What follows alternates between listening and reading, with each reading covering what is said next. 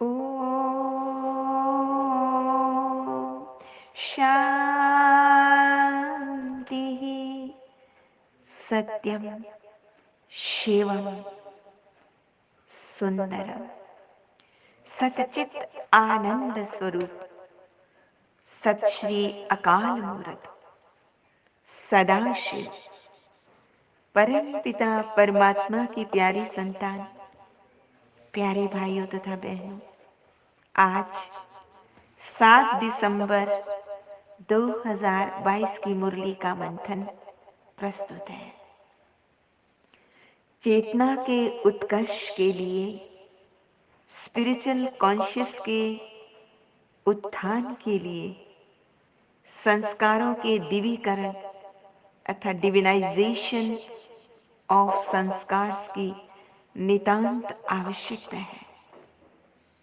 यथार्थ आध्यात्मिकता का लक्ष्य ही है पवित्रता, दिव्यता और भव्यता का स्वरूप में जागरण हो, वो भी निरंतर जागरण। लेकिन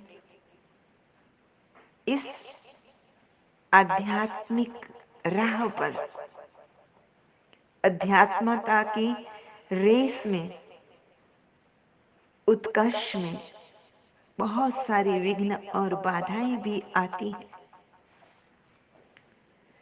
और उनमें सबसे बड़ी से बड़ी बाधा है नकारात्मक चिंतन, विषय भोगों के प्रति राग,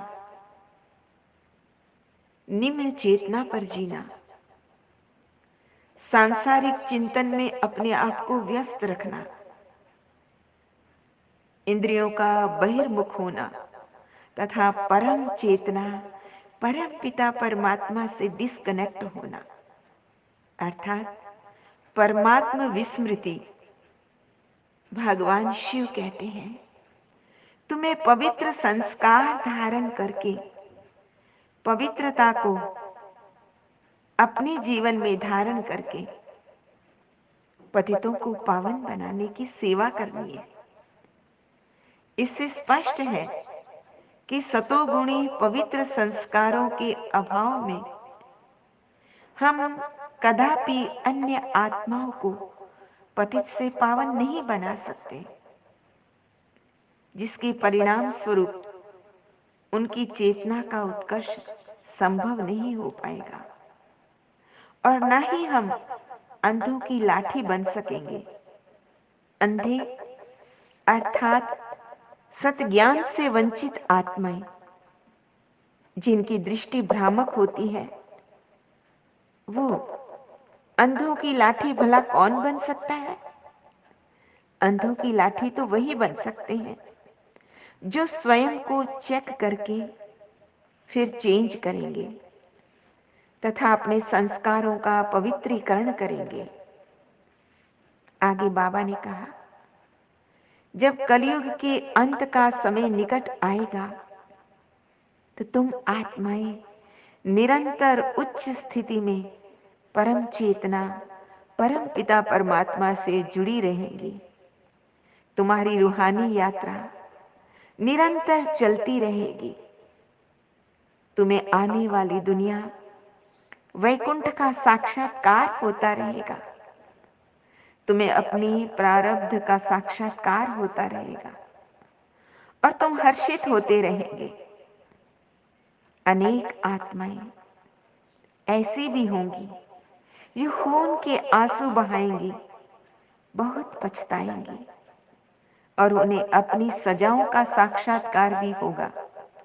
इसलिए बाबा बच्चों को सावधान देते हैं कि अपना टाइम और एनर्जी व्यर्थ के कामों में नहीं गवाओ, बल्कि अपनी चेतना के उत्कर्ष एवं दिव्यीकरण के लिए परम पिता परमात्मा से अपना बुद्धि योग लगाओ।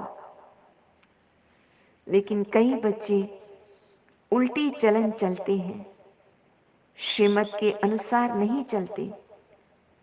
उनकी आत्मा का अपकर्ष हो जाता है, अर्थात उनकी चेतना का पतन हो जाता है। और वही संसार में उलझ जाती हैं। कहावत भी है ना, आए थे हरि भजन को और ओटन लगे कपास। अर्थात जब ज्ञान मार्ग पर कदम रखा था तो बहुत उमंग उल्लास था कि मुक्ति, जीवन मुक्ति का पूरा वर्षा लेकर रहेंगे। लेकिन जैसे जैसे वक्त गुजरता गया, परम पिता परमात्मा से दृष्टि हटने लगी और आत्माओं में फंसने लगी।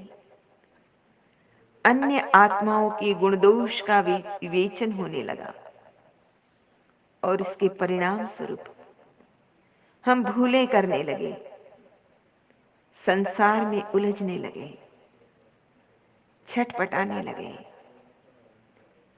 और भीतर ही भीतर कुछ यूं ही कहने लगे,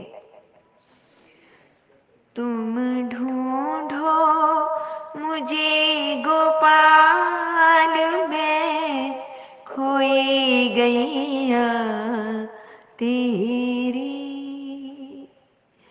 सुध लो मोरी गोपाल, मैं खोई गैया तेरी। मैं उलझी, मैं खोई हुई गैया हूँ, भटक गई हूँ, लेकिन हूँ तो तेरी ही। बाबा कहते हैं फिर भूले तो नहीं होनी चाहिए ना, लेकिन फिर भी कई बच्चे अभी तक भी छिपकर और छिपाकर भूले करते रहते हैं। तो बाबा सावधानी देते हैं कि हे इस रूहानी यात्रा के मुसाफिर, सावधान रहना। चप्पे चप्पे पे माया रूपी चोर बैठे हैं, पता भी नहीं लगेगा, उसका मनमोहिनी रूप छल लेगा। तो आइए कुछ क्षण अपने साथ इस गीत को सुनते हैं। मुसाफिर जागते रहना, नगर में चोर आते हैं, जिन्हें वो सोता पाते हैं, उन्हें वो लूट जाते। कपट का है यहाँ चलना, सभी व्यापार दिन राती दिखा कर सूरते सुंदर जाल में वो फंसाते हैं। मुसाफिर जागते रहना, नगर में चोर आते हैं। कभी किसी का मत करना भरोसा, इस जमाने में लगा कर प्रीत मतलब की पल में वो हटाते हैं। मुसाफिर जागते रहना, नगर में चोर आते हैं। संभालो माल अपने को, बांध कर धर सिरहाने में, जरा सी नींद गफलत में झपट गठ री उठाते हैं मुसाफिर जागते रहना, नगर में चोर आते हैं, जिन्हें वो सोता पाते हैं, उन्हें वो लूट जाते हैं। आज का वरदान है, संकल्प से भी मेरेपन की मैल को समाप्त कर, बोझ से हल्का रहने वाले फरिश्ता भव। सबसे बड़ी मैल है मेरेपन की मैल। मेरेपन का विस्तार ही आत्मा पर बोझ है। कोई भी मेरापन, मेरा स्वभाव, मेरा संस्कार, मेरी नेचर, कुछ भी मेरा है तो बोझ है। और बोझ वाला बाबा कहते हैं कभी उड़ नहीं सकता, फरिश्ता बन नहीं सकता। गुरु नानक देव जी ने भी कहा, सब कुछ तेरा, मेरा कुछ नहीं, मेरा मुझ में कुछ नहीं, जो कुछ है सो तेरा, और तेरा तुझको सौंप दे, क्या लागे मोरा। संकल्प में भी मेरेपन का भान आया तो समझो मैले हो गए। कितना सूक्ष्म अवलोकन और चेकिंग करने की आवश्यकता है। वास्तव में ही ये कितना बड़ा सत्य है कि इस संसार में सभी आत्माएं इस मेरेपन के कारण ही मैली हो जाती है। काजर की कोठरी में काहू ही सया ना जाए, एक लीख काजर की लागे ही लागे रे भाई। किसी भी चीज पर मैल चढ़ जाए तो मैल का बोझ हो जाएगा। सब बोझ शिव बाबा के हवाले कर दो, मेरेपन की मैल समाप्त करो, तो बाबा ने कहा फरिश्ता बन जाएंगे।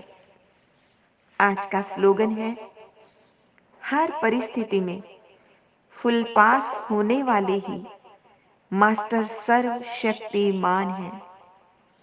जीवन में जो विभिन्न परिस्थितियां आती हैं उन्हें वही पार कर सकता है जिसने आध्यात्मिक शक्तियों को अपने जीवन में पूर्ण रूपेण धारण किया है। कमजोर आत्माएं तो परिस्थितियों को पार नहीं कर पाती, इसलिए बड़ी सावधानी से चलना है। अच्छा, मीठे मीठे सिकिल दे बच्चों प्रति माता पिता बाप दादा का याद प्यार और गुड मॉर्निंग। रूहानी बाप की रूहानी बच्चों को नमस्ते। हम रूहानी बच्चों की रूहानी माता पिता बाप दादा को याद प्यार, गुड मॉर्निंग और नमस्ते। सदा रहो हंसते, कहीं नहीं फंसते, बन जाओ फरिश्ते, बांध लो अपने बसते, चलो प्रभु के रास्ते। वाहिगुरु जी का खालसा वाहिगुरु जी की फतेह। बोल साचे दरबार की जय। लोका समस्ता सुखिनो भवन्तु, लोका समस्ता सुखिनो भवन्तु, लोका समस्ता सुखिनो भवन्तु।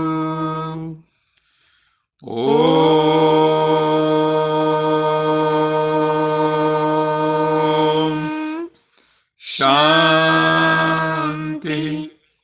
शांति।